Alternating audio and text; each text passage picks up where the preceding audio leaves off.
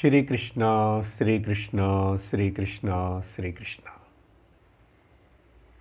गुरुर्ब्रह्मा गुरुर्विष्णुः गुरुर्देवो महेश्वरः गुरुः साक्षात् परं ब्रह्म तस्मै श्री गुरवे नमः तस्मै श्री गुरवे नमः। हरि ओम तत्सत्। विवेक चूडामणि 240வது श्लोकम्। अहेयमनुपादेयं मनोवाचामगोचरम् अप्रमेयमनाद्यन्तं ब्रह्मपूर्णमहं महः। கடந்த வகுப்பில் பஞ்சகோஷங்களை நிராகரணம் பண்ணதுக்கப்புறம் நெகேட் பண்ணதுக்கப்புறம் இருக்கிற சாட்சி நான் பிரம்மம் அது எப்படி இருக்கும் அதை பற்றி சொல்ல முடியாது.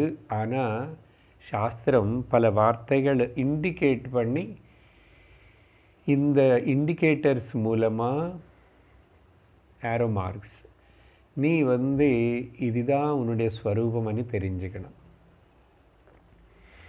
அதனால அங்கே முக்கியமாக 38வது ஸ்லோகத்தில் 20 பாயிண்டர்ஸ்னு பார்த்தோம். அதுக்கப்புறம் கூட ஞாத்ரு ஞான ஞேய ஞான சூன்யம்னு சொல்லி அங்கேயும் கூட ஒரு அனந்தம் நிர்விகல்பம் இப்படி மொத்தம் கனெக்ட் பண்ணிகிட்டே வந்து சிலது ரிப்பிட்டேஷன் மாதிரி இருக்கும். கிட்டத்தட்ட ஒரு 23 பாயிண்டர்ஸ்னு பார்த்தோம். இப்போ கூட இந்த 240வது ஸ்லோகத்தில் கூட இன்னும் சில பிரம்மனுடைய ஸ்வரூபம் லட்சணங்கள். அஹேயம் அஹேயம்னா உட்டி கொடுக்க முடியாதது, நெகேட் பண்ண முடியாதது, நீக்க முடியாதது, தள்ளி வைக்க முடியாதது. அப்படின்னா எதுவுமே பிரம்மம்ல இருந்து you can naught minus it. அதுக்கு ஆப்போசிட்டு அனுபாதேயம், எதுவுமே ஆடும் பண்ண முடியாது, ஒட்டி கொடுக்கவும் முடியாது. ஏதாவது ஆட் பண்ணி எக்ஸ்ட்ரா சேர்க்கலாமன்னா எதுவுமே கூட கிரகிச்சு இது இது கிராகிக்கிறதுக்கு ஒன்றும் கிடையாது, இது நிகிரகிக்கிறதுக்கு ஒன்றும் கிடையாது, விடுறதுக்கு. அப்படின்னா nothing to lose and nothing to gain.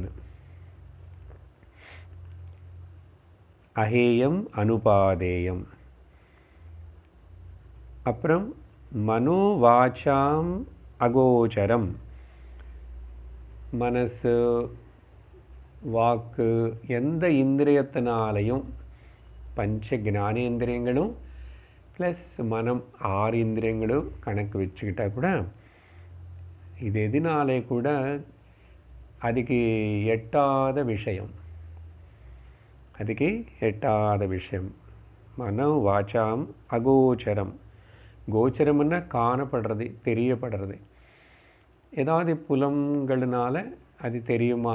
கண்ணுனால் ஒரு ரூபம் பார்த்த மாதிரி, காதுனால் ஒரு சப்தம் கேட்ட மாதிரி இந்த பிரம்மன் அப்படி கேட்டு தெரிஞ்சுக்கலாமா, பார்த்து தெரிஞ்சுக்கலாமா, தொட்டி தெரிஞ்சுக்கலாமன்னா அது எதுவுமே பண்ண முடியாது, அகோச்சரம். அப்புறம் அடுத்தது அப்பிரமேயம். இது மெஷர் பண்ண முடியாது. பிரம்மம் எவ்வளோ பெருசு சொல்ல முடியாது. You cannot measure it. நம்ம ஆகாயத்தினே மெஷர் பண்ண முடியல வெளியிலன்னா, உன்னுடைய மனசுன்னு நீ மெஷர் பண்ண முடியுமோ? ஸ்தூலாகாசமே மெஷர் பண்ண முடியல. இந்த ஸ்தூலாகாசமும் எதில் இருக்கு? சித்தாகாசத்தில் இருக்கு, மனசில். அப்போ அது இன்னும் பெருசு. இந்த ஸ்தூலாகாசமும் சித்தாகாசமும் எதிலோ இருக்கு? எதுக்குள்ளே இது ரெண்டு இருக்கு? சிதாகாசத்தில் இருக்கு. த conscious space, the solid space. அப்போ அது எப்படி மெஷர் பண்ண முடியும் நீ?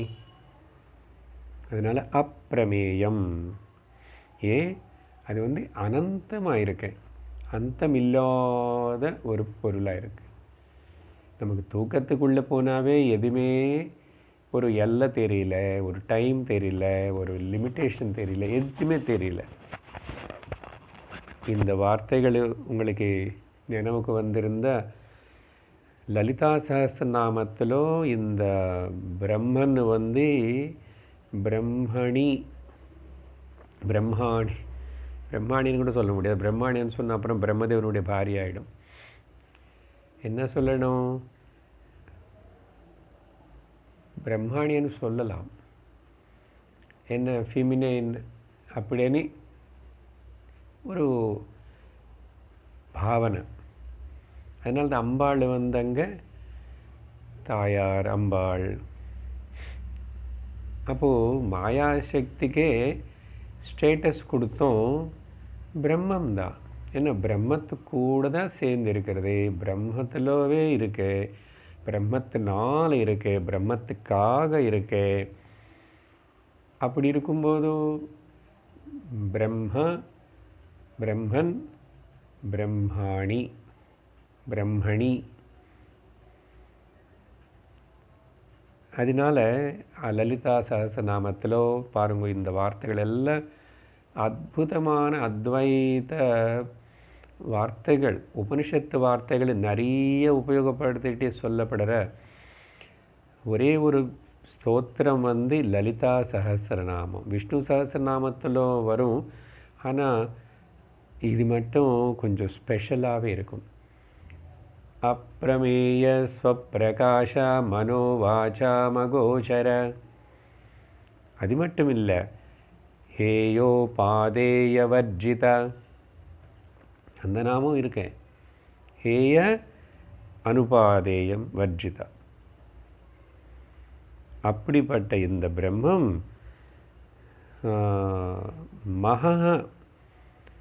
ரொம்ப சிறப்பாக பிரகாசிச்சுட்டு இருக்கிற, தேஜோரூபமாக இருக்கிற பூர்ண பிரம்மம் அகம்.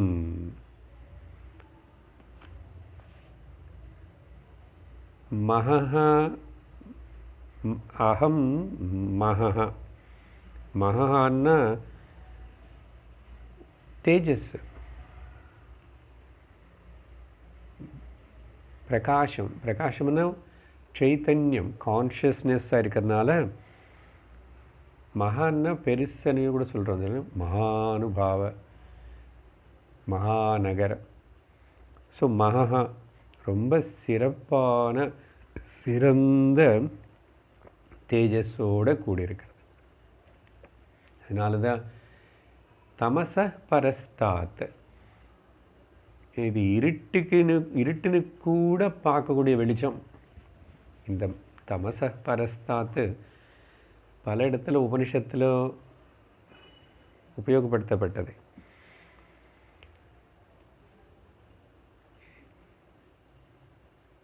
கைவல்யோபனிஷத்தில் கூட முனிகி யாரும் இது தியானிக்கிறாங்களோ அவங்கள இந்த இருட்டுக்கும் அப்பாற்பட்டதாக இருக்கிற அந்த இது சமஸ்த சாட்சியம் தமச பரஸ்தாத், இதுதான் தியானம் பண்ணி தெரிஞ்சுக்கிறாங்களாம். அவங்கன்னு தெரிஞ்சுக்கிறாங்க, பூர்ண பிரம்மன்னு தெரிஞ்சுக்கிறாங்க, அகமனு தெரிஞ்சுக்கிறாங்க. ஸோ இந்த விதமாக புதாக விதுஹு, இது இந்த வார்த்தையில் இல்லை, இந்த ஸ்லோகத்தில் முன்னாடி ஸ்லோகத்தில் இருக்குது புதாக விதுஹு. ஸோ இதையும் இப்படி தெரிஞ்சுக்கிறாங்க. அடுத்தது 241வது ஸ்லோகத்தில் இப்போ இது சொல்லி கொடுக்கறதுக்கு உபனிஷத்து சாஸ்திரம் மகா வாக்கியத்தின் உபதேசம் பண்ணுறது.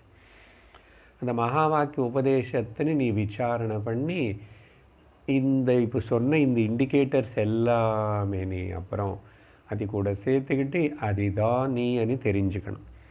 அதனால் இங்கே இப்போது 241லேருந்து 249 வரைக்கும் தத்துவமசி மகா வாக்கியத்துடைய விவரணம் படிக்கிறோம். தத்துவம் பதாபியாம் அபிதீயமானயோः பிரம்மாத்மனோ शोधितयोर्यदित्यं श्रुत्या तयोस्तत्त्वमसीति सम्यक् एकत्वमेव प्रतिपाद्यते मुहुः.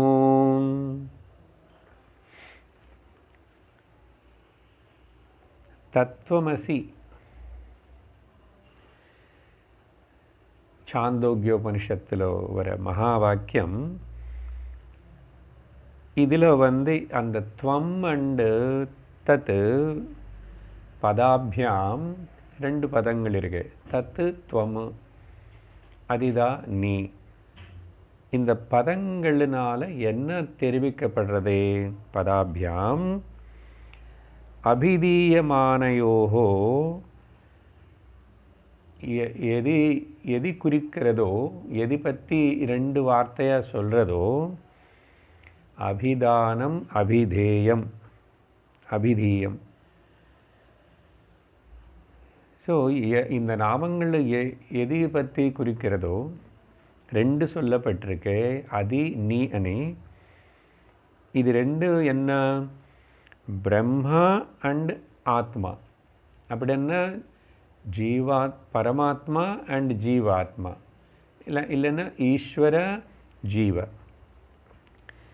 ஸோ பிரம்ம அண்ட் ஆத்மஸ்வரூபர்களான 2 இல்லை, ஆக்சுவலாக 2 வார்த்தை உபயோகப்படுத்துறது. ஸோ பிரம்ம ஆத்மனோகன்னா பிரம்மஸ்வரூபமாக இருக்கிற பரமாத்மா, அதே இண்டிவிஜுவலாக தனியாக இருக்கிற நீ అని சொல்கிற உனக்குள்ள நீ ஆத்மன. இந்த 2த்துமே ஜீவாத்ம பரமாத்மாவில் இத்தம், இந்த விதமாக, இந்த பிரகாரமாக. எந்த பிரகாரமாக அப்படின்னா அது நம்ம விசாரணை வரும். ஆல்ரெடி கொஞ்சம் கேட்டிருக்கிறவங்களுக்கு இதுக்கு முன்னாடி லக்ஷார்த்தம் வாச்சார்த்தம், indicative meaning and implied meaning and indicative meaning. அது 2மே விசாரணை. அப்படி சொல்லும்போது தான் இத்தமன்ன லக்ஷணாவிருத்தி அனுசரித்து இது 2த்துக்கே பேதமே இல்லைன்னு இந்த விதமாக சம்யக்கு ரொம்ப கிளியராக விவரமாக சோதித்ததுக்கு அப்புறம், சோதிதையோகோ, யார் இந்த மகா வாக்கியத்தின் உபதேசம் குரு கொடுக்கும்போது கேட்டு அதுக்கப்புறம் அந்த லக்ஷார்த்தம் வாச்சார்த்தம் அதில் பாகத்யாக லக்ஷணம் அப்படி யார் இந்த லக்ஷணாவிருத்தி மூலமாக விசாரணை பண்ணுறாங்களோ தயோஹோ தத்துவமசி இது, அந்த 2த்துலேயோ 2 பேர் பற்றியும் அந்த ஜீவ ஈஸ்வரர்களுக்கு தத்து அந்த பிரம்மத்துவமும் அப்புறம் அசி அது நீயாவாதான் இருக்கே அப்படின்னு ஸ்ருத்யா ஏகத்வமேவ, இந்த ஸ்ருதியுடைய வாக்கியங்கள் மூலமாக இந்த வாக்கியம் வேறு எந்த மகா வாக்கியங்கள் இந்த வேதத்தினால் சொல்லப்படுற இந்த விஷயத்தின் ஏகத்வமேவ, அதோடைய அர்த்தம் என்னன்னா இது 2 ஒன்று தான், 2 கிடையாதுன்னு ஐக்கியம் பற்றி சொல்கிறது தான். சம்யக் முஹு பிரதிபாத்தியதே. மறுபடியும் மறுபடியும் திரும்பி திரும்பி அநேக மகா வாக்கியங்களை வச்சு இந்த சொல்லி ஸ்ருதி இதுதான் நிரூபிக்கிறது, பிரதிபாதிக்கிறது. இப்போது மகா வாக்கியம்னு பேசுறதுனால வாக்கியம்னா வரி, சாஸ்திரம் எடுத்துக்கிறோம். சாஸ்திரம் எல்லாமே வாக்கியங்கள் தான். ராமா கோவிலுக்கு போயிருக்கார், கோயிலுக்கு போகிறார், எல்லா வாக்கியங்கள் தான். சாஸ்திரம்னு எடுத்தால் கூட அதில் வாக்கியங்கள் என்னது 3 விதமாக நம்ம கவனிக்கலாம். ஒரு விதமான வாக்கியங்கள் விதி நிஷேத வாக்கியங்கள். வாக்கியம்னா வரிகள். அப்படி என்ன விதிக்கிறது? என்னது? சத்யம் வத தர்மம் ஷர மாத்ருதேவோ பவ பித்ருதேவோ பவ. இப்படின்னு இதெல்லாம் நீ இப்படி சத்தியம் பேசணும், ஹிம்சை பண்ணக்கூடாது, அம்மா அப்பான்னு தெய்வமாக பார்க்கணும், இதெல்லாம் விதி. நிஷேதம் எது செய்யக்கூடாது? ஓகே, அசத்தியம் பேசாது, மதுபானம் குடிக்கக்கூடாது, மாம்சபக்ஷணம் ந குறியாத். இப்படி பலதெல்லாம் கூட நிஷேதிக்கிறது. ஸோ இந்த மாதிரி விதி நிஷேத வாக்கியங்கள் நிறைய நம்ம பார்ப்போம். அடுத்தது இன்னொரு வகை விவரண வாக்கியங்கள். விவரண வாக்கியம்னா பகவானுடைய கதை, அவருடைய அவதாரம், அவருடைய மத்ஸ்யாவதாரம், கூர்மாவதாரம், வராக அவதாரம், நரசிம்ம அவதாரம், இப்படி பல அவதாரங்கள் எடுத்தார். அந்த அவதாரங்கள் எல்லாம் இப்படி கதை ரூபத்தில் பல பக்தாளை பற்றியோ பகவானை பற்றியோ சொல்கிறது நிறைய சாஸ்திரத்தில். நம்ம சாஸ்திரம் எங்கே? புராணங்களும் உபனிஷத்துகளும் வேதம் மொத்தம் சாஸ்திரம்தான். அந்த வேதத்துக்கு அடிப்படையில் வருது. இது எல்லாமே பிரஸ்தானத்திரயமும் எல்லாத்தையும் சேர்ந்து தான் நம்ம சாஸ்திரம் பண்ணுறோம். சரி, மூணாவது முக்கியமானது நமக்கு இப்போ வேண்டியது மகா வாக்கியம். இந்த மகா வாக்கியங்கள் தான் என்ன சொல்லுமன்னா ரிலேட்டிவ் அண்ட் அப்சல்யூட். வியாபகாரிக சத்தியத்துக்கு அப்புறம் பாரமார்த்திக சத்தியத்துக்கு நடுவில் இருக்கிற relation R the identity.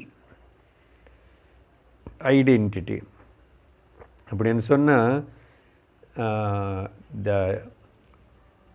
Identity between the individual relativity and absolute. So இந்த ஜீவா అనేది ரிலேட்டிவ் ஆஸ்பெக்ட் தானே. ஆனால் அதுக்கு என்ன சம்பந்தம்? அதோடைய இது ரெண்டுத்தோட ஐக்கியம் என்னன்னு சொல்கிறதெல்லாம் மகா வாக்கியம். ஸோ இது மனசில் வச்சுக்கிட்டு அப்புறம் ஸ்ருதி பிரமாணம். நமக்கு அந்த ஸ்ருதி சொன்ன விஷயங்கள்னு தான் நம்ம பிரமாணம் எடுத்துக்கிட்டு சப்த பிரமாணத்தினை ஒரு சாதகன் இந்த சத்தியத்தினை உணரணும். 242 ஐக்கியம் தயோர்லக்ஷிதயோர்ன வாச்யயோः நிகத்யதேன்யோன்ய விருத்த தர்மிணோः खद्योतभान्वोरिवराजभृत्ययोः कूपाम्बुराश्योः परमाणुर्मेर्वोः.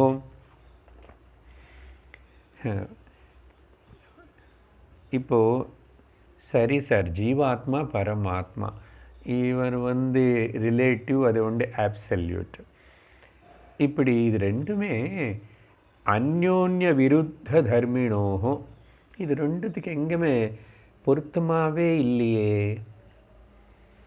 ஒன்று இந்த எண்டில் இருக்குது, ஒன்று அந்த எண்டில் இருக்குது. ஓகே, நார்த்து சவுத் ஆக முடியாது, சவுத்து நார்த் ஆக முடியாது. ஆனால் இது ரெண்டு ஒன்று, அப்படி ஐக்கியம். இது ரெண்டு ஒன்று தான், இதோட ஐக்கியம் தானே சொல்கிறீங்க.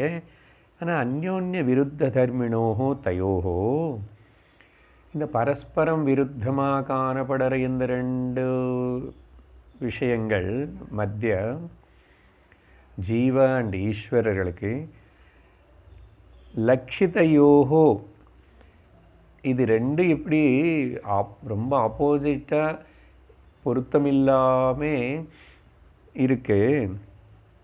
என்ன பொருத்தமில்லாமல்? ஈஸ்வரன் ஆம்னிசென்ட், ஆம்னிபொட்டன்ட், ஆம்னிப்ரெசென்ட். ஆனால் ஜீவ விஷயத்துக்கு வரும்போதும் அல்பிஷியன்ட்டு, அது இங்கிலீஷ் வார்த்தை இல்லை, ஆனால் புரிஞ்சுக்கலாம். அல்பம் சின்னதே, அதனால சின்ன ஆத்மா, அது பரமாத்மா. சின்னது பரமம் எப்படி ஒன்றாகும்? ஸோ அல்பிஷியன்ட்டு, அல்பிபொட்டன்ட்டு, அல்பிப்ரெசென்ட்டு. அப்படின்னா பரமாத்மா சர்வத்திர வியாபிச்சிருக்காரு, ஜீவாத்மா ஓன்லி இன் திஸ் லிமிட்டெட் பாடி. பரமாத்மா அனந்த சக்தி இருக்கிறவர், ஆனால் இந்த ஜீவாத்மாவுடைய சக்தி ரொம்ப சொல்பம், கொஞ்சம். சரியா? அப்புறம் அவர் சர்வக்னனாக இருக்கார் பரமாத்மா, அண்ட் ஜீவாத்மா அல்பக்னனாக இருக்கா. இவனுக்கு கொஞ்சம் எதுவுமே தெரியல, இவன் சரீரத்தில் என்ன நடக்கிறது இவனுக்கு தெரியல, இவனுக்கு கர்ம பற்றி இவனுக்கு தெரியல. ஸோ இப்படி இருக்கும்போதும் அப்போ எப்படி ஐக்கியம்னா லக்ஷிதயோகோ, அதான் முந்தாவது ஸ்லோகத்தில் சொன்ன அந்த லக்ஷணாவிருத்தி எடுத்துக்கணும். லக்ஷணம்னா அதோடைய டைரக்ட் மீனிங். இன்டைரக்டாக சொன்னது வேறு, நீ அது என்ன. ஆனால் அங்கே அர்த்தம் லக்ஷணாவிருத்தி. அதோட லக்ஷணம் பார்த்தாலும் இதோட லக்ஷணம்னா கேரக்டரிஸ்டிக்ஸ். வெளியில் இருக்கிற உபாதிகள் இல்லை, உபாதியில் பார்த்தா வித்தியாசம். ஸோ லக்ஷணாவிருத்தி மூலமாக அந்த லக்ஷார்த்தங்களின்னு பார்த்து ஏகத்துவம் நிகத்தியத்தை, அப்போதான் ஏகத்துவம் சொல்லப்படும். ஏகத்துவமனி அப்படி சொல்லப்படும். இப்போது இல்லைன்னா இந்த பாஹ்யமாக இருக்கிற டிஃபரன்சேஷன் நீ பார்த்தவன்னா விவரிப்பார், அப்புறம் எக்ஸாம்பிள் வரும், விவரிப்பார், கொஞ்சம் கொஞ்சமாக புரிஞ்சுக்கோங்க. இந்த மாதிரி இல்லை பரவாயில்ல, இது ரெண்டுமே வித்தியாசமான விருத்த லட்சணங்கள் இருந்தால் கூட அதில் காமனாக சிலது இருக்கு. விருத்தமாக இருக்கிறது விட்டுட்டு காமனாக இருக்கிறது எடுத்துக்கிட்டு பார்த்தா ரெண்டு ஒன்றாவாக தான் இருக்கு. ஏன் இந்த காமனாக இல்லாமல் சிலது விருத்தமாக இருக்குன்னு அதை சொல்கிறோம் என்னன்னு. ஸோ ஐக்கியம் நிகத்தியதே. அதனால் வாச்சயோகோ ஐக்கியம் நிகத்தியதே வாச்சயோகோ வாச்சயோகோ நான் நிகத்தியதே. ஐக்கியம் லக்ஷண வாக்கியத்தினால தான் ஐக்கியத்தை கொண்டு புரிஞ்சுக்கணும். வாச்சார் அப்படின்னா லக்ஷார்த்தனை நீ எடுத்துக்கிட்டு, ஓகே, லக்ஷார்த்தத்துக்கு பேர் லக்ஷணாவிருத்தியன். அப்போ தான் ஐக்கியம் உனக்கு பார்க்க முடியும். வாச்சார்த்தம் பார்த்தா நீ அது ஒன்று எப்படி ஆக முடியும்? அப்படின்னா இந்த மனிதனே தான் உதாரணம் கொடுக்குறேன், அவர் கொடுக்குற உதாரணம் வேறு. இந்த மனிதனே தான் அந்த அம்மாவுடைய ஹஸ்பண்டு. அந்த அம்மாவுடைய ஹஸ்பண்டு தான் நம்ம அங்கே பார்த்தோமே அவர். இப்போது அங்கே பார்த்த அவர் நம்ம சொல்கிற இந்த அம்மாவுடைய ஹஸ்பண்டு அண்ட் அவர் ரெண்டு ஒன்று தான். என்ன, ஒரே ஆள் தான். உபாதி இங்கே அந்த ஸ்திரீ கூட பர்த்தவாக இருக்கும்போது சொல்லுறோம், வார்த்தை தானே அது. அதனால் அந்த வார்த்தை வாட்சியத்தின் எடுக்காது, லட்சம் எடும். அதே ஆள் தான் இதுன்னு சொன்ன அர்த்தம் என்ன? ஒரே ஆள் தான் அர்த்தம். ஒரே ஆளுன்னே இப்படி சொல்கிறோம். இந்த பையனுடைய அப்பா அவரே தான். ஸோ அவரே அந்த அம்மாவுடைய பர்த்தா, அவரே இந்த பையனுடைய அப்பா. சொல்கிறோமே இதெல்லாம் விவகாரத்தில். அதனால வாட்சத்தினால நான் நிகத்தியது அப்படின்னு சொல்லிட்டு இந்த டிஃபரன்ஸ் இருக்கே ரொம்ப. இது இந்த முனையில் இருக்கு, அது அந்த முனையில் இருக்குன்னு அதுக்கு அவரே சங்கரரே 4 உதாரணங்கள் கொடுக்குறாரு. நீங்கள் இந்த இப்படி பார்த்தன்னா உனக்கு ஐக்கியம் தெரியாது. எப்படி? ஒரு உதாரணம் என்னன்னா, கத்யோத பான்வோர் இவ, இந்த மின்பூச்சி க்ளோவாம், அது எங்கே, சூரியன் எங்கே? ஆனால் சூரியன்லோனு வெளிச்சம் இருக்கு, மின்பூச்சியில் கூட வெளிச்சம் கொஞ்சம் கொஞ்சம் வரும், ஸ்பார்க். ஆனால் இது ரெண்டு எங்கே ஒன்றுன்னு சொல்ல முடியுமா? எது சொல்கிறோம்? பூச்சின்னு சொல்லலை, சூரியன்னு சொல்லலை, வெளிச்சம் ஒன்றும். அதுதான் லட்சார்த்தம். அப்புறம் பரமாணு மேர்வோரிவ, ரெண்டாவது ராஜபிருத்தியோகோ, ராஜா அண்டு சேவகன். எப்படி இவங்க 2 பேர் ரெண்டாக முடியும்? அவங்களுடைய ஸ்டேட்டஸில் சொல்லலை, மனிதனாக பார்த்தா 2 பேர் மனிதன் தானே. இதுக்கு அப்புறம் நெகேட் பண்ண மாதிரி ஒரு உதாரணம் வரும், இது இப்போ உங்களுக்கு புரிஞ்சிடும். ஸோ மனிதனாக பார்த்தா 2 பேர் ஒன்று தான், ஸ்டேட்டஸ் பார்த்தா அவனுக்கு பேர் வச்சு வாச்சார்த்தம் ராஜா, அவனுக்கு பவர்ஸ் கூட இருக்கு, சேவகன் சர்வெண்ட். பார்க்குறது 2 டயக்னலி ரொம்ப வித்தியாசத்தோடு இருக்குது. 3வது எக்ஸாம்பிள் என்ன கொடுக்குறார்? கூபாம்பு ராசையோகோ, கிணறுல இருக்கிற ஜலம், கடலில் இருக்கிற ஜலம். இப்போ கடல் சைஸு, கடலுடைய இடம் இங்கே மட்டும் அப்படியெல்லாம் பார்க்கக்கூடாது, தேச காலம் பார்க்கக்கூடாது, இதே குவான்டிட்டி. அதில் ஜலம் ஒன்று தானே. ஆனால் பார்த்தா ஜலம், கடல் அண்ட் கிணறு ஒன்று தான்னு சொன்னால் அதில் இருக்கிற ஜலம் ஒன்று தான், அது ஜலம் தான். தத்துவதா அது ஜலம். அதோடைய சைஸு பார்க்கும்போது உபாதியோடைய கண்டிஷன்னால் வித்தியாசமாக இருக்க தவிர. 4வது உதாரணம் பரமாணு மேர்வோகோ, சின்ன சபாட்டம் பரமாணு, அது எங்கே, மேரு பர்வதம் எங்கே? ஆனால் மாலிக்யூல் வைஸ் பார்த்தாலும் அதையும் எல்லாமே மேட்டர் தான், சைஸு பார்க்காது, சப்ஸ்டன்ஸ் பாரு.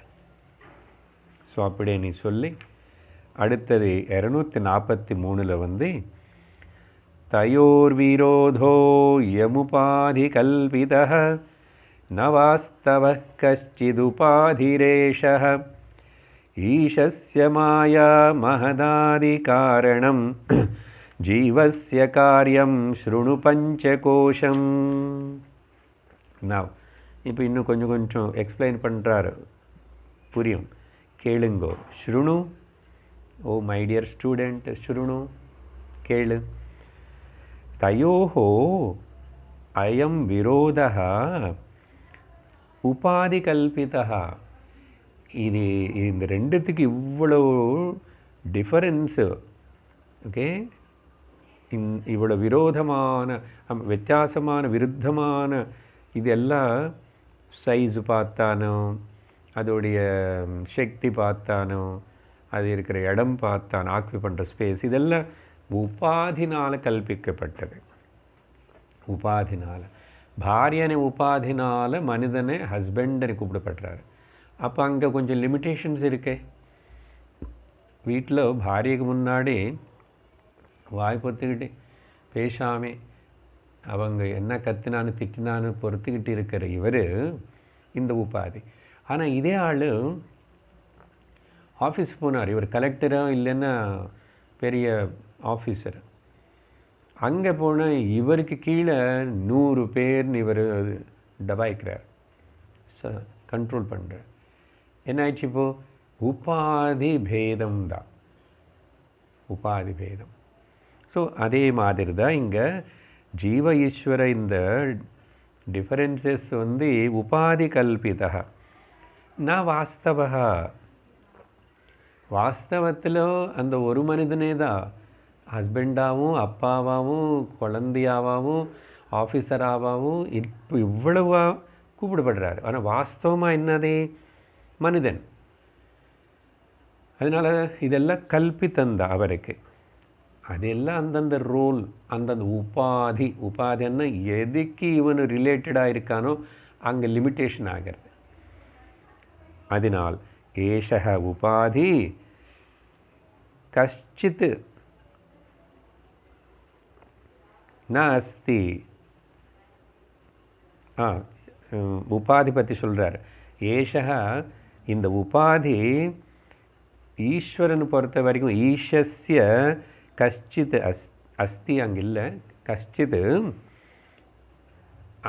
ஒன்று இருக்கு. அந்த உபாதி என்னென்னு ஈஸ்வரனுடைய லெவலில் பார்க்கும்போது மாயா. ஸோ ஈஸ்வரனுக்கு மாயா காரண உபாதி.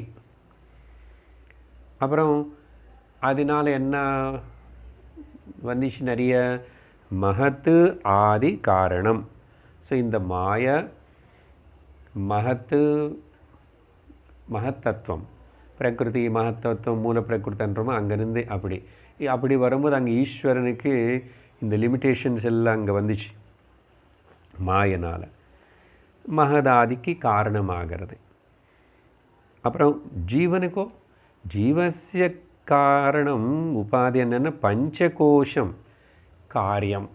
ஸோ காரணம் வந்து மாயா, அது ஈஸ்வரன் ரூபంలో அங்கே அவர் அது ஒர்க் பண்ணுறாரு சமஷ்டியாக. ஆனால் ஜீவனுக்கு எட்ட வரும்போது வந்து காரியமாக இருக்குது. ஓகே, காரிய பஞ்சகோஷம். ஸோ ஜீவனுக்குடைய லிமிட்டேஷன் என்ன? உபாதி பஞ்சகோஷங்கள் தான்.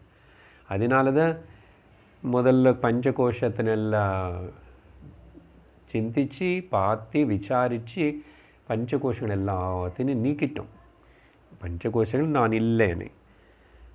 ஸோ காரிய உபாதி, அங்கே காரண உபாதி, மொத்தத்தில் உபாதி தான். ஸோ இந்த உபாதி பேதமே தவிர ஒன்றுமே இல்லை. அப்படின்னு அர்த்தம் என்ன சொல்கிறாரு? வெஷ்டி அண்டு சமஷ்டி. வெஷ்டிக்கு பேர் வந்து மைக்ரோ காசம், சமஷ்டிக்கு பேர் மேக்ரோ காசம்.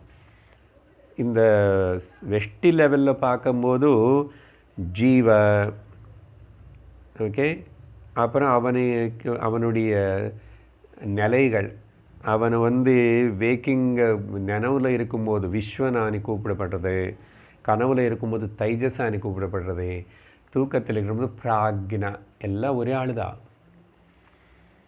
அதே மாதிரி சமஷ்டியில் ஈஸ்வரன் பற்றி சொல்லும்போதும் அவன் வந்து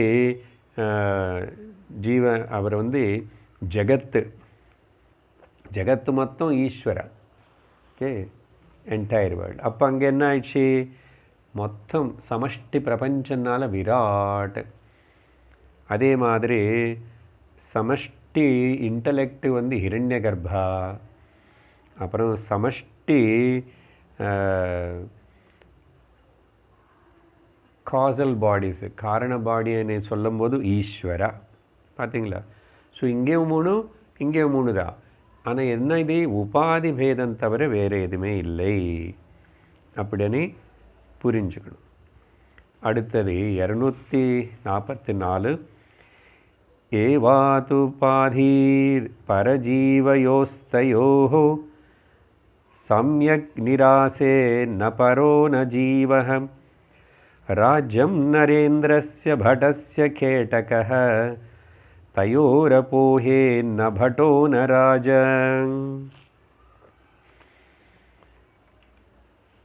மேலே சொன்ன அந்த உபாதி விஷயம் பற்றி, உபாதிகளை நீக்கிட்டால் 2 பேர் சமந்தா. பர்த்த உபாதி, பர்த்தனே பேர் உபாதி, பாரிய உபாதின்னு நீக்கிட்டா. அப்புறம் ஆஃபீஸர் உபாதின்னு நீக்கிட்டா. அப்புறம் அப்பானே உபாதின்னு நீக்கிட்டா. அப்புறம் ஆள் மனிதன் அவரே தான். அந்த மாதிரி. ஸோ உதாரணம் கொடுத்துட்டு இப்போது அதை நமக்கு விவரிக்கிறார். அந்த உபாதினை நீக்கிட்டா ரெண்டுமே சமந்தான். பரஜீவயோகோ அப்படின்னா இந்த ஜீவ ஈஸ்வரர்கள் ரெண்டு பேரும் ஏதையோகோ இவங்களுக்கு ரெண்டு பேரில் ஏற்பட்ட காரிய காரண உபாதிகள்னு சொன்னோமா. இப்போது காரண உபாதி மாயா, காரிய உபாதி பஞ்சகோஷம். உபாதி சம்யக் நிராசே, எப்போ இந்த உபாதிகளன்னு ஒழுங்காக பூரணமாக கம்ப்ளீட்டாக நிராகரணம் பண்ணுறோமோ, நீக்கிறோமோ, நெகேட் பண்ணுறோமோ, அப்போது பரஹனா ஜீவஹானா, பரமாத்மாவும் கிடையாது, ஜீவாத்மாவும் கிடையாது. இருக்கிறது ரெண்டும் இல்லை. இருக்கிறது பரபிரம்ம, பரமாத்மா மட்டும், பிரம்மம் மட்டும்தான் இருக்கா. அப்படி என்ன பரமாத்மாவிலிருந்து பர எடுத்துருங்கோ, ஜீவாத்மாவிலிருந்து ஜீவா எடுத்துருங்கோ, என்ன இருக்கு? ஆத்மா. அப்போ இங்கே ரெண்டும் கிடையாது, அசல் இருக்கிறது ஒன்று தான், அதே பிரம்மம், ஒரே ஒரு கான்ஷியஸ்னஸ், பூர்ண சைத்தன்யம். எப்படி? இதோ உதாரணம் சொல்கிறேன், கேட்டுக்கோ. நரேந்திரஸ்ய ராஜ்யம் பட்டஸ்ய கேட்டக. ஒரு ராஜான்னு சொன்னால் அவருக்கு ராஜ்யம் இருக்கணும். ஓகே, ராஜ்யம், கிங்டம் இருக்கணும். அப்புறம் அந்த ராஜாவுடைய ராஜ்யத்தின்னு அவர் ராஜ்யம் இல்லாமல் அவர் ஆயிட்டா, அந்த ராஜ்யத்தின்னு தள்ளி வச்சுட்டா. அப்புறம் பட்டஸ்ய கேட்டகன்னா இந்த சோல்ஜர், சிப்பாய், சோல்ஜருக்கு அவருடைய ஆர்மர்ஸ், அந்த ஷீல்டாவது, கவச்சமும், அந்த கையில் இருக்கிற சூலம், இது எல்லாத்தினையும் எல்லாம் அவருடைய பேரஃபினை எடுத்துட்டா என்னாச்சு? இவன் சேவகனும் சோல்ஜர் இல்லை, சேவகன் இல்லை, அவர் ராஜாவும் இல்லை. என்ன உபாதியெல்லாம் நீக்கியாச்சு. ரெண்டு பேரும் மனுஷன்தான், சாதாரண மனுஷன். ஸோ இந்த மாதிரி தயோஹோ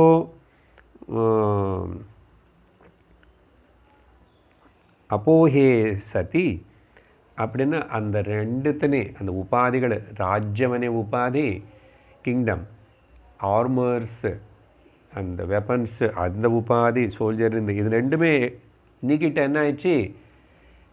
பட்டஹன்னா ராஜானா. இப்போ பட்டர் ராஜா అనేది ஒரு பேர். அந்த பேர் வரதுக்கு காரணம் அவங்களுக்கு இருக்கிற உபாதி. உபாதிகள் போயிடுச்சுன்னு என்ன ஆயிடுச்சு? மனிதன். அது எப்படியோ அதே மாதிரி தான். இன்னொரு உதாரணம் பார்க்குறோம் பாருங்க. ஹஸ்பண்ட் ஒய்ஃபு இந்த உதாரணம் சொன்னோம். ஒரு இடத்துல 10 வாட்ஸ் பல்பு, இன்னொரு பக்கம் அங்கே 500 வாட்ஸ் பல்பு. 10 வாட் பல்பு வெளிச்சம் கம்மியாக தான் கொடுக்கும், 500 வாட்ஸ் பல்பு ரொம்ப வெளிச்சம் கொடுக்கும். சரியா? அந்த எக்யூப்மெண்ட்டு லிமிட்டெடு. இன்னொரு இடத்துல எக்யூப்மெண்ட்டு கொஞ்சம் பவர்ஃபுல்லாக இருக்கு.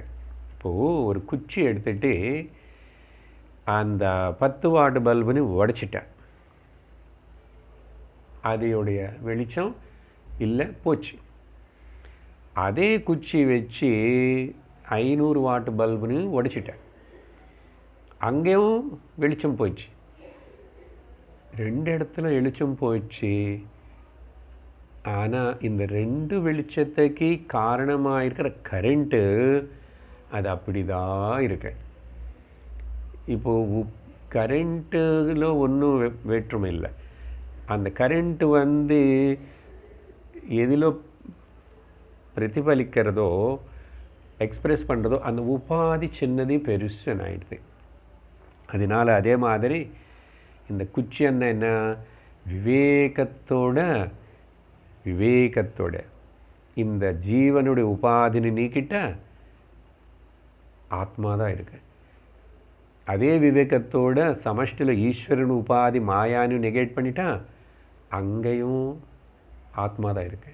ஸோ ஆத்மா பிரம்மம் தவிர வேற இன்னொன்றும் கிடையாது. இப்படி பல எக்ஸாம்பிள்ஸ் எல்லாம் திங்க் பண்ணலாம். ஓகே, அப்புறம் ஸோ உபாதிகள் போனதுனால பிரம்மத்துக்கு ஒன்றும் ஆகலை. அதனால் பிரம்மம் எங்கேயுமே போக மாட்டார். அவருக்கு இறப்பு கிடையாது, பிறப்பு கிடையாது. எலக்ட்ரிசிட்டிக்கு என்ன இருக்கு? எங்கெங்கே உபாதி இருக்கும் அங்கே வெக்தமாகும். வெக்தமாகலைன்னா அது அப்படியே இருக்கும். நானும் அப்படி தான், நம்ம எல்லோரும் அப்படி தான். ஒரே பிரம்மம் தான், ஒரே எலக்ட்ரிசிட்டி நம்ம எல்லோரும். அப்புறம் 245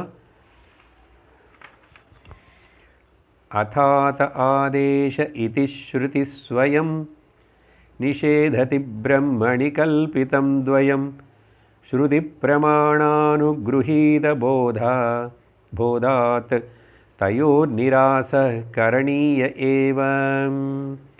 ஸோ அப்போ எப்படி இந்த பல்புன்னு உடைச்சோம், குச்சி வச்சோம், அதனால் விவேகத்தினால. விவேகம் யார் கொடுப்பாரு? எப்படிப்பட்ட விவேகம் இருக்கணும், எப்படிப்பட்ட டிஸ்கிரிமினேஷன் இருக்கணும்? நம்ம பல விதமான டிஸ்கிரிமினேஷன்ஸை வேற்றுமைப்பா. டிஸ்கிரிமினேஷன்னா இன்னொரு விதத்தில் அவங்க ஆண் பெண், பணக்காரன் ஏழன், மலையாளக்காரன் தமிழ்காரன், இந்த டிஸ்கிரிமினேஷன் எல்லாம் நல்லா பண்ணுறோம்.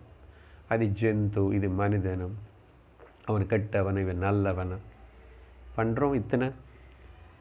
ஆனால் இங்கே என்ன விசாரணை எப்படி பண்ணுறது? இந்த லிமிட்டேஷன்ஸ்னு உபாதிகள்னு எப்படி ரிஜெக்ட் பண்ணது, நெகேட் பண்ணுறது அப்படின்னு சொல்லிட்டு கேட்டால் அதுக்கு பாரு. அதா இங்கே இது எப்படி பண்ணணும்? அதாத ஆதேஷா இது. இந்த சாஸ்திரத்தில் பல இடத்துல அதானே வார்த்தை நிறைய வரும் இல்லையா? ஆரம்பிக்கும்போது இது நான் பல வாட்டை விவரிச்சிருக்கேன். நீங்கள் பிரம்மசூத்திரம், குருஹ்ய சூத்திரம், எந்த யோக சூத்திரம் ஏதாவது எடுங்கோ, அதாதோ பிரம்ம ஜிக்ஞாச அத யோகானுசாசனம் அதாதோ பக்திம் வியாக்கியாஸ்யாமஹ அத பஞ்சதசோத்தியாய இப்படி சொல்கிறோம் பார்த்தீங்கன்னா. அப்படின்னா எப்போ நவ் நீ பஞ்சகோஷங்கள் விவேகம் வரைக்கும் இங்கே வரைக்கும் நல்லா ஒடுங்கா இப்போ நடந்த 35-6 எபிசோட்ஸ் விவேக சூடாமணி ஒடுங்க கேட்டிருந்த நவ் யூ ஆர் ரெடி. இல்லை, இன்னொரு அர்த்தம், சாதன சத்துஷ்டய சம்பன்னனா நல்லா இருக்கிறவனாக இருந்ததுக்கப்புறம் விவேகமும் வைராக்கியம் இல்லாமல் இந்த ஆத்தியாத்மிக இந்த நெகேஷன் ஆஃப் தி வேர்ல்டு இந்த இதெல்லாம் பிரெயின் கெட்டாது, முடியாத காரியம், கஷ்டமாயிரும். அதனால தான் இப்படி இந்த வேதாந்தம் ஏன் இப்போ பிடிக்காதவங்களுக்குன்னா கதை பிடிக்கும், பாகவதம் பிடிக்கும், ஏதோ பஜனை சொல்லுங்க, அப்படி பாராயணம் பண்ண ஓகே சார். இந்த வேதாந்தம் விசாரணை பண்ணுறதுன்னா முடியலன்னு அர்த்தம் என்ன? உனக்கு இங்கே இடம் இல்லை, you are not fit for this enquiry, ஞான மார்க்கத்துக்கு. அதனால் இது யாருக்கு ருச்சிக்கிறதோ, விரும்புகிறாங்களோ, ஃபாலோ பண்ணுறாங்களோ, சாதனை பண்ணுறாங்களோ, அவங்க real seekers of the truth, முமுட்சுகள் அவங்க. சரி, அதாத அப்படின்னு சாஸ்திரம்ல இப்படி ஆதேச, இப்போது உனக்கு ஆதேசம் கொடுக்கப்படுது. பிகாஸ் யூ ஆர் ரெடி, நீ என்கொயரி பண்ணுறதுக்கு தகுதி இருக்கிறவனா இருக்கு, நீ விரும்புகிறே, அதனால இப்போது என்கொயரி தொடங்கிறது அனி சாஸ்திரம் ஸ்ருதி. யார் இதெல்லாம் சொல்கிறான்? இந்த ஆதேச இது ஸ்ருதி ஸ்வயம் நிஷேததி பிரம்மணி கல்பிதம் துவயம். ஸ்ருதி சாஸ்திரம் வேதம் ஸ்வயம் ஸ்வயமா இந்த பிரம்மனுக்கு மேலே கல்பிக்கப்பட்ட 2 உபாதிகள், மாயா உபாதி பேரில் ஈஸ்வர, பஞ்சகோஷ உபாதி பேரில் ஜீவ, இந்த உபாதிகளை நிஷேதம் பண்ணுறது துவயம், 2த்துனையும். அது நீ ஃபாலோ பண்ணு, அது கேளு. அப்போது ஸ்ருதி பிரமாணானுகிரகீத போதாத் தான் ரொம்ப முக்கியமான இது. இல்லை சார் నాకు உபனிஷத்துக்கள் மேலே நம்பிக்கை இல்லை அப்படின்னா போயிட்டு வா. ಶಾಸ್ತ್ರಂ ಗುರು ವಾಕ್ಯಗಳ ಮೇಲೆ ನಂಬಿಕೆ ಶ್ರದ್ಧಾ நீ நம்பிதான் ஆகணும். நம்பி நீ ஒன்றும் வீணாக போகமாட்டே. இது நம்பி இதில் இந்த மார்க்கத்தில் நடந்தவங்க யாருமே வீணாக போனதே இல்லை, உளுந்து போனதே இல்லை. அதனால நீ நம்ப மாட்டேன்னா நீ நாஸ்திக்கணும். நம்ப மாட்டேன்னா உனக்கு இந்த அதிருஷ்டம் இல்லை. இந்த ஜன்மத்தில் ஞானம் அடைஞ்சு ஆனந்தத்தினை ஜீவன்முக்தன் ஆகிறதுக்கு உனக்கு பாக்கியம் இல்லை. அவ்வளோதான், போயிட்டு வா. Wish all the best for the next life. So ஸ்ருதி பிரமாண அனுகிரகீத போதாத், அந்த ஸ்ருதி வாக்கியங்கள் ஸ்ருத்தினை மதிக்கணும், ஸ்ருத்தினி கேட்கணும், குரு சொல்கிற விதமாக உபதேசங்களை கேட்கணும். அந்த போதத்தினால இன்னொரு அர்த்தம் என்னென்னா, ஸ்ருதி பிரமாண அனுகிரகீதன்னா ஆபா அந்த ஸ்ருதி மாதாவுடைய அனுகிரகத்தினால, அந்த அனுகிரகத்தினால ஏற்பட்ட போதம். அதனால் ஸ்ருதி சாஸ்திரம் நம்மளை அனுகிரகம் பண்ணணும். சாஸ்திர கிருபை, ஈஸ்வர கிருபை, அப்புறம் சாஸ்திர கிருபை, குரு கிருபை, சாஸ்திர கிருபை, ஆத்ம கிருபை, 4. இது எல்லாம் இருந்த வேலை முடிஞ்சிடும்.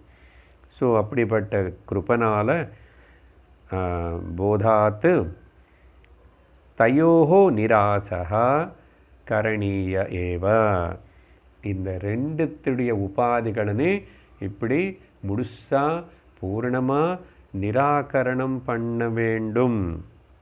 இதே தான் பண்ணணும். கரணீய ஏவ, கரணீய ஏவன்னா you must follow and do. ஸ்ருதி சாஸ்திரம் சொல்கிற விதமாக கேட்டு புரிஞ்சுக்கிட்டு. அப்படி 246 அது எப்படி சொல்லும் ஸ்ருதி? இதோ மெத்தட் பாரு. நேதம் நேதம் கல்பி தத்வான்ன சத்யம் ரஜ்ஜு திருஷ்டாவ்யாலவத் ஸ்வப்னவச்ச இத்தம் திருஷ்யம் சாது யுக்தியா व्यपोह्य ज्ञेय पश्चादेक भावस्तयोर्यः. Now teaching start பண்ணும்போது ஸ்ருதி என்ன சொல்லும்? இதம் ந, இதம் ந. அப்படி என்ன அர்த்தம்? இது சாந்தோக்கிய பிருஹதாரண்யகோபனிஷத்தில் இப்படிப்பட்ட பிரயோகம். பொதுவாக நார்மலாக சொல்லும்போது நேத்தி நேத்தி வாக்கியத்தை நேத்தி நேத்தி வச்சனைர் అని பாடுறோமா இதில், அந்த மாதிரி இங்கே பிருஹதாரண்யகோபனிஷத்து இதம்னா, இதம்னா అనేది அங்கே ஒரு ஸ்டேட்மெண்ட் வர எடுத்துரும். ஸோ என்னது? ஜீவனை பற்றி சொல்லும்போது ஜீவத்வ உபாதி ரூபமாக ரூப ஜீவனுக்கு என்னென்ன உபாதி அனி சொல்கிறோமோ, இந்த திருஷ்யம் இருக்கு பார், பஞ்ச கோஷங்கள் சரீரம் காணப்படுறதே அன்னமயம், இது இல்லவே இல்லை. ஆக்சுவலி இது நான் அப்படின்னா இது பிரம்மம் இல்லைன்னு ஒரு அர்த்தம். இதம்னா அண்ணா, இதம் அண்ணா ரெண்டாவதே. இந்த ஜகத்து மொத்தத்தின் இதம்னு சொல்லுவோம். அகம் விருத்தி, இதம் விருத்தி. இதம் விருத்தி சத்தியம் இல்லை. அதனால அது அந்த திருஷ்யம் ஜீவத்வ உபாதி ரூப திருஷ்யம் இல்லவே இல்லை. அப்புறம் ஈஸ்வரத்வ உபாதி ரூப திருஷ்யம் ஆல்சோ இல்லவே இல்லை. இல்லவே இல்லைன்னா அப்போ என்ன சொல்கிறீங்க? இது சும்மா கல்பித்தம் கல்பித்தம்னு சொல்லிட்டு இருக்கிறோம் இல்லை? அப்போது கல்பித்தம் வரும்போது எங்கே இருக்கும்?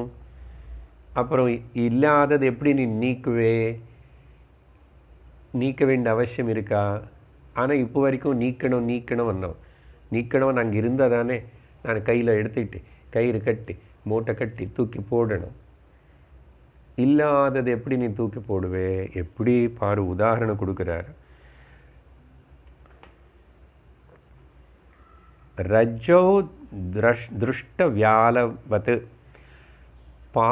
கயிறு மேலே பார்த்த பாம்பு மாதிரி, கயிறுன்னு பார்த்து பிரமிச்சு நனிச்ச பாம்பு மாதிரி.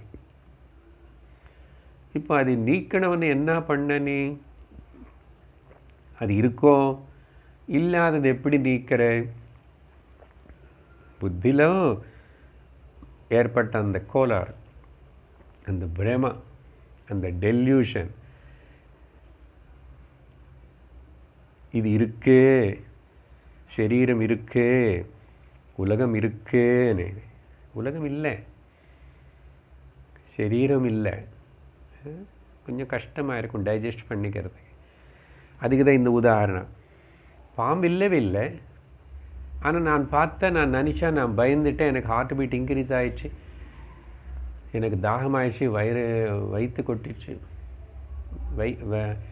வயிற்கு ஸ்வெட்டிங் எல்லாம் சொல்லுவேன். இல்லாதது தான் இதெல்லாம் சொன்ன நீ நடந்தது எல்லாமே போய். இன்னொன்று ஸ்வப்னவத்து கல்பித்தத்வாத்து, ஸ்வப்னத்தில் அது இது பார்த்த மாதிரி தோணிச்சு, ஞாபகம் கூட இருக்குது. இப்போ அந்த மனசு ரிஜிஸ்டர் பண்ணி வச்சிருக்கிறது. ஆனால் ஒரு பிசுராவது சத்தியம் இருக்கோ, அதனால ஸ்வப்னவத்து கல்பித்தத்வாத்து, இது ஸ்வப்னம் மாதிரி அந்த கயிறு மேலே பாம்பனேது கல்பிக்கப்பட்டதுனால, ஈஸ்வரன் மேலே மாயானே உபாதின்னு கல்பிச்சு நினைக்கிறதுனால, ஜீவன் மேலே பஞ்சகோஷங்களே உபாதி இருக்கு, அது சத்தியமனி கல்பிச்சதுனால, கல்பித்தத்வாத்து ந சத்தியம். சத்தியம்னா அது சத்தியம் இல்லை, அது இல்லவே இல்லை. இத்தம் யுக்தியா, இந்த விதமாக யுக்தியோட, இந்த லாஜிக்கு உதாரணம் 2 இன்னும் நிறைய நம்ம சிந்திச்சு எடுத்துக்கலாம். என்ன பண்ணோம்? திருஷ்யம் சாது வியபோஹிய தயோஹோ, இந்த அங்கே வரைக்கும் திருஷ்யம் சாது வியபோஹிய, யத் திருஷ்யம் தத் நஷ்யம், யத் நஷ்யம் தத் மித்யா.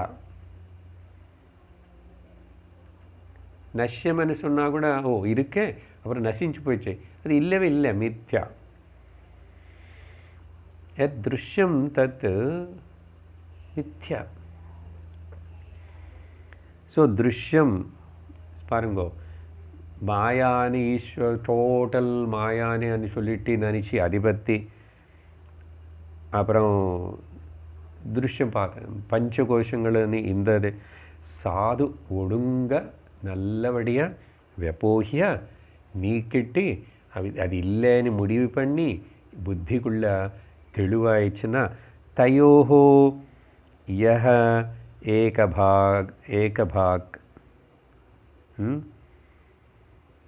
ஏகபாவ தயோஹோ, இந்த 2 ஜீவா ஈஸ்வரனேது 2 கிடையாதுன்னு தெரியும், ஏன்னா 2தோட உபாதியும் நீக்கியாச்சு.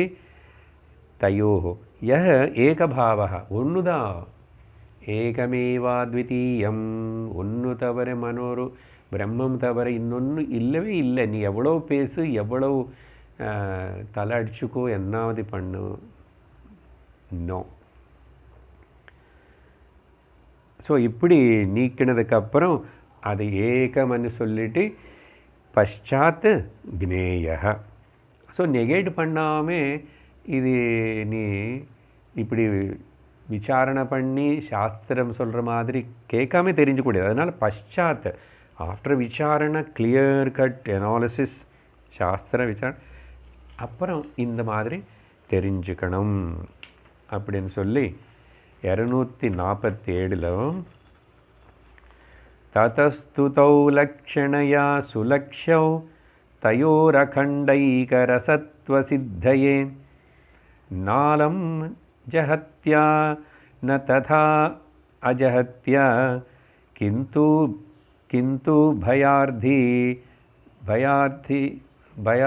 பயார்த்தாத்மிகையைவ பாவ்யம். இதில் இப்போது பாருங்க. ததஹ அதனால இந்த ஜீவ ஈஸ்வரோட ஐக்கியம் விசாரம் செய்யும்போது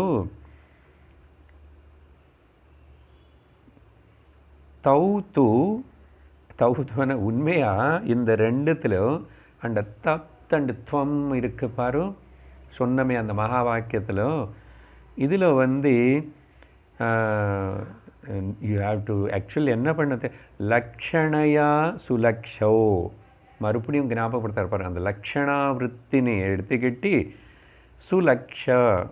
சுலக்ஷயா அந்த லட்சமாக வச்சுக்கிட்டு அந்த லக்ஷணாவிருத்தினி மட்டும் ரெண்டும் சமமாக இருக்குன்னு பார்த்து தெரிஞ்சுக்கிட்டு அதுக்கப்புறம் தயோஹோ அகண்ட ரச சித்தையே, அது ரெண்டுத்துக்கு காமன் டினாமினேட்டராக இருக்கிற அந்த உணர்வு சத்து சித்து ஆனந்தம் அகண்டம் அன்புரோக்கன் ஒரே ஒரு தான் இருக்கனே அந்த எசன்ஸ்னு வந்து நீ అని புரிஞ்சுக்கணும் சித்தையே. எப்படின்னா இது மெத்தட் பாரு. ஜஹத்யா அலம்னா எல்லாத்தையும் நெகேட் பண்ணக்கூடியது. எதில் பேசுகிறோம் இப்போது, தத்துவமும் அசி மகா வாக்கியத்துடைய அந்த தத்துன்னு வந்து கம்ப்ளீட்டாக நெகேட் பண்ணக்கூடாதான், சரியா? ஜஹத்யா விட்டுடக்கூடாது. அப்படி விட்டுட்டா உனக்கு இந்த ஐக்கியம் అనేది கிடைக்காது, அது போகாது. அலம் நான் அலம் இல்லை, அஜஹத்யா நெகேட்டே பண்ணல, எல்லாத்தையும் வச்சுக்கிறேன். அப்படியும் நான் அலம், எல்லாத்தையும் நெகேட் பண்ணாலும் இந்த ஐக்கியம் நாட் பாசிபிள், எல்லாத்தையும் நீ பிடிச்சி வச்சுருந்தாலும் இந்த ஐக்கியம் இஸ் நாட் பாசிபிள். அப்படின்னா ஜஹத் லக்ஷணம் ஃபாலோ பண்ண முடியாது, அஜஹத் லக்ஷணம் ஃபாலோ பண்ண முடியாது. கிந்து அப்போ என்ன பண்ண சொல்கிறீங்க? பட் உபயாதாத்மிகைக பாவ்யம் ரெண்டு உபயோகப்படுத்தணும். அதுக்கு பேர் தான் என்ன சொல்லுவோம், பாக தியாக லக்ஷணம். எது விட்டுடணுமோ அது விட்டுடு, எது காமனாக இருக்கோ அதை வச்சுக்கோ, அன்காமனாக இருக்கிறது விட்டுடு. இதுக்கு பேர் ஜஹதஹஜ லக்ஷணத்தினால பேரெல்லாம் ரொம்ப காம்ப்ளிகேட்டடாக இருக்கும், ஒன்றும் இல்லை. ஓகே, பாதி கொடுக்கறதை பாதி வச்சுக்கிறேனே மெத்தட், சரியா?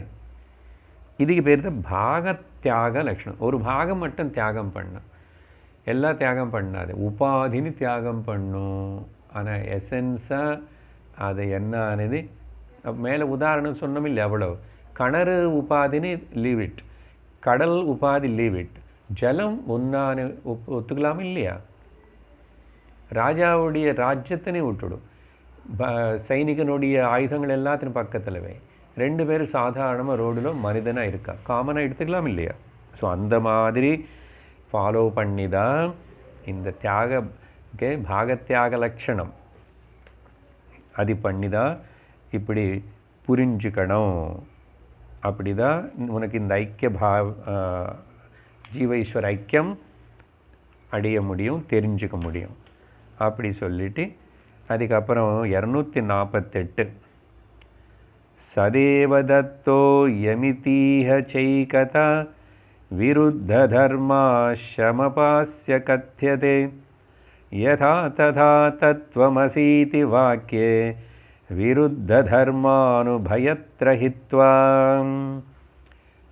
மறுபடியும் இன்னொரு உதாரணம், ட்ரெடிஷ்னலாக சாஸ்திரங்கள் இந்த தேவதத்தானே உதாரணம் கொடுக்கப்படுறது. நம்ம ஆல்ரெடி இப்போ நான் நிறைய கொடுத்த ஹஸ்பண்டு தான் மனிதனு தான், த மேன் ஓன்லி மனிதனு தான் பர்த்தா ஆகிடுறான், மனிதனு தான் ஆஃபீஸர் ஆகிடுறான், மனிதனு தான் அப்படின்னு.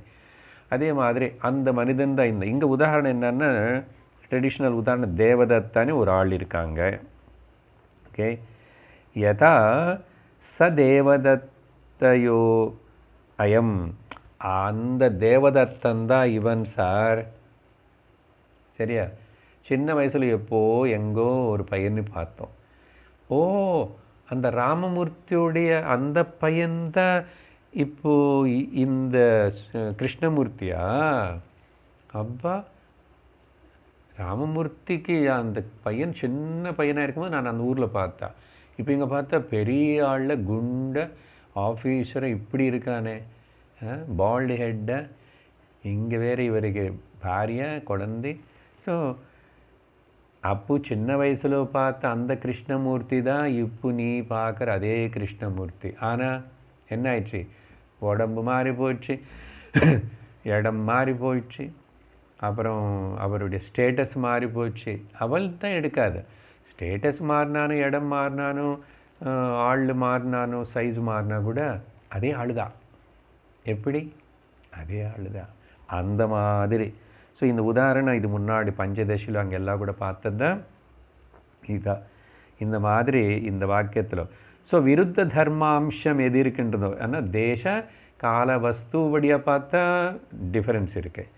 ஆனால் அது நீ விட்டுட்டு உபாசிய இஹவா இந்த மாதிரி இந்த தேவதத்தன் எப்படி இந்த உதாரணத்தில் எடுத்துக்கிட்டோம் அதே மாதிரி ஏகதா கத்தியதே, அந்த ஏகத்துவம் சொல்லப்படுறதே அதே ஆளுதான் சார். இங்கே கூட அப்படி தான். தத்துவமசி நீ அதே தான், அதே தான் நீ, நீயே தான் அது. ததா தத்துவமசி நீதான் அவனா இருக்கே, அவனே தான் நீ. இப்படி இது வாக்கியே உபயத்திர விருத்த தர்மான் ஹித்வா ஏகதா கத்தியத்தை. ரொம்ப சிம்பிள். ஸோ விருத்தமாக இருக்கிறதே பார்க்காதே, அது உபாதி மூலமாக. இது நம்ம வாழ்க்கையில் எல்லாரும் அனுபவம் தானே சார்.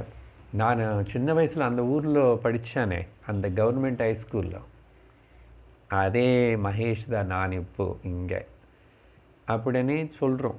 நம்ம டீச்சர்னு சந்தித்தோம், அவருக்கு இப்போ 80 வயசுன்னு வச்சுக்கோங்க.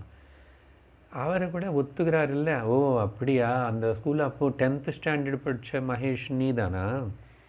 நீ ஒன்று தான். எனக்கு தெரியறது, அவருக்கு தெரியறது.